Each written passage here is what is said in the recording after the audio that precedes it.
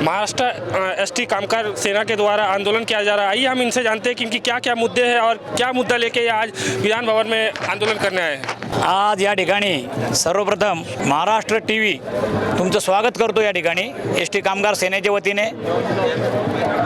ST कामगार सेना आणि भारतीय कामगार सेना असे संलग्न आज या ठिकाणी धरणे आंदोलन केलेलं आहे। एसटी महामंडळातील कर्मचाऱ्यांना वेळोवेळी होणारा त्रास, त्यांच्यावर होत असलेले अन्याय आणि त्याचप्रमाणे दर महिन्याला आम्हाला पगाराकरता भणभण करावी लागते। इतका पगाराचा त्रास आहे। पूर्वी एसटीचा पगार 7 तारखेला व्हायचा, तो कित्येक वर्ष म्हणजे ज्या वेळेला आमचं सरकार होतं त्यावेळेला कधीही 7 तारीख हुकली नाही। परंतु जसं हे गद्दार सरकार आलेलं आहे, खोके सरकार आलेलं आहे, आमचे या ठिकाणी पगाराची अत्यंत हेळसांड होती कर्मचाऱ्यांची। कधीच 7 तारखेला पगार होत नाही। या महिन्याचा पगार तर 12-13 तारीख उजाडली तरी झाला नव्हता। त्याचप्रमाणे आम्ही या ठिकाणी जे धरणे आंदोलन केलेलं आहे याच्यामध्ये एसटी कामगारांचा करार, एसटी कामगारांवर करारामध्ये झालेला अन्याय, हा अन्याय असा आहे की आजपर्यंत जगाच्या इतिहासात असा कधीच अन्याय झालेला नाही। एसटी कामगारांच्या वरिष्ठ माणसाला कमी पगार आणि कनिष्ठ माणसाला जादा पगार वाढ, अशा पद्धतीचा अन्याय या सरकारने केलेला आहे। आमची पहिली मागणी आहे की सरसकट 5,000 रुपये तुम्ही सर्व कर्मचाऱ्यांना वाढ द्या।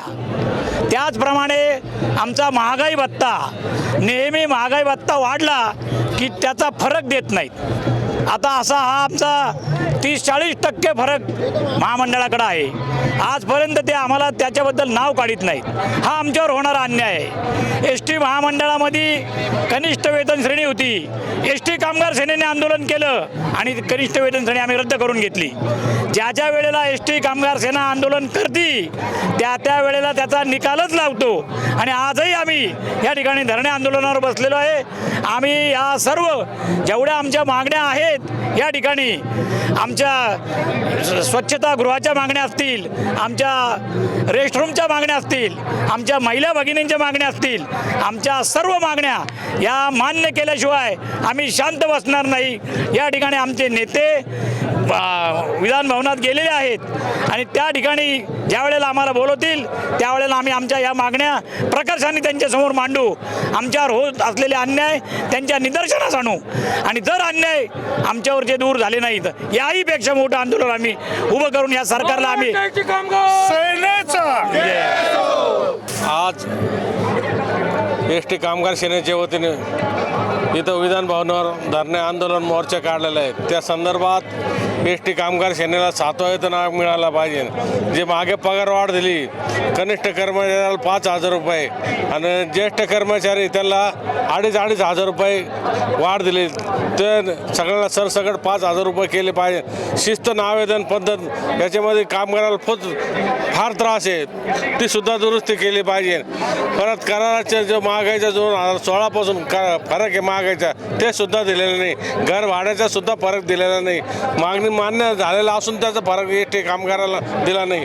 तर या अतिशय कामगाराची पिळवणूक आहे। दर करार तर आता 24चा 22चा होणार आहे। 7वा आयोग तर बोललो, 7वा आयोग आपल्याला मिळालाच पाहिजे। या दृष्टीने आमचा परत पुढे नाही दिला तर परत तीव्र प्रकारचे आंदोलन करू। जय हिंद, जय महाराष्ट्र। आप यह आंदोलन कितने सालों से कर रहे हैं?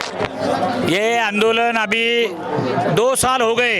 ये आंदोलन हमारा चालू है और इसके आगे भी ये जब तक हमारी मांगे पूरी नहीं होती तब तक ये आंदोलन हमारा चलने वाला है। और इस मुद्दे को कितने बार विधानसभा में रखा गया है?